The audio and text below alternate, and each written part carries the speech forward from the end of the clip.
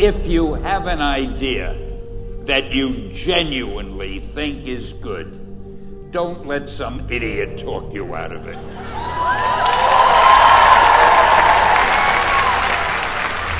We had already done the Fantastic Four and I think maybe the X-Men, I can't remember the order, but my publisher came to me and he said, Stan, I want you to come up with another superhero. So I said, okay, and I went home, and when my publisher said do something, I'd better do it because I wanted to keep my job. I thought, what can I come up with now? And the most important thing in a superhero at first is the superpower. Once you get that, everything else comes along. So I thought, what power will I give a new guy? And I saw a fly crawling on the wall.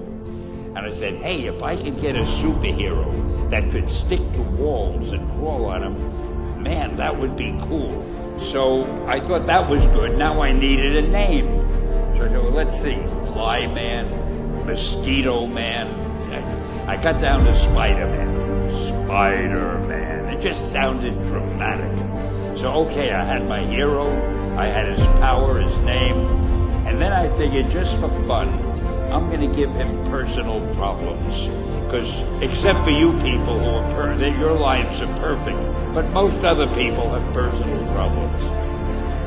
And then I thought I'd make him a teenager, because there were no teenage superheroes that I knew of at the time. So armed with all that wonderful material, those great ideas, I ran into my publisher's office and I told him. This was my reaction, the reaction he gave me. Stan, that is the worst idea I have ever heard. First of all, and he started to give me his, because he's a very logical man, very intellectual. First of all, people hate spiders, so you can't call a hero Spider-Man.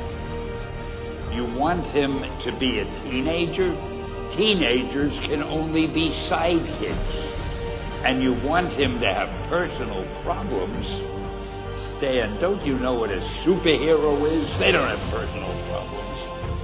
Well, I left the office disappointed, but obviously a much wiser man.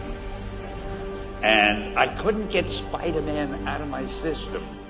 So we were about to kill a magazine. I think it was called Amazing Fantasy. It wasn't selling well, and we were sending the last issue to press. When you do the last issue of a magazine, nobody cares what you put in it because the book is dying. Just to get it out of my system, I put Spider-Man in Amazing Fantasy, featured him on the cover, forgot about it. A month later, all the sales figures came in. My publisher came racing into my office. Stan, you remember that character we both loved so much, Spider-Man? He said, let's do him as a series. Now, why am I telling you this? Besides the fact that I have to kill a little time. If you have an idea that you genuinely think is good, don't let some idiot talk you out of it.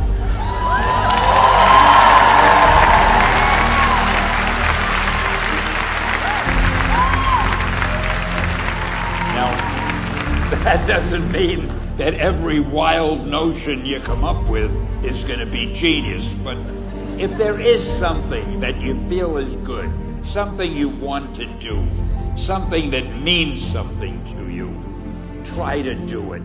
Because I think you can only do your best work if you're doing what you want to do, and if you're doing it the way you think it should be done. Just do your thing, do it as well as you, that's the important thing. Don't shirk. Whatever you do, give it your best shot. You'll be glad you did. Exactly.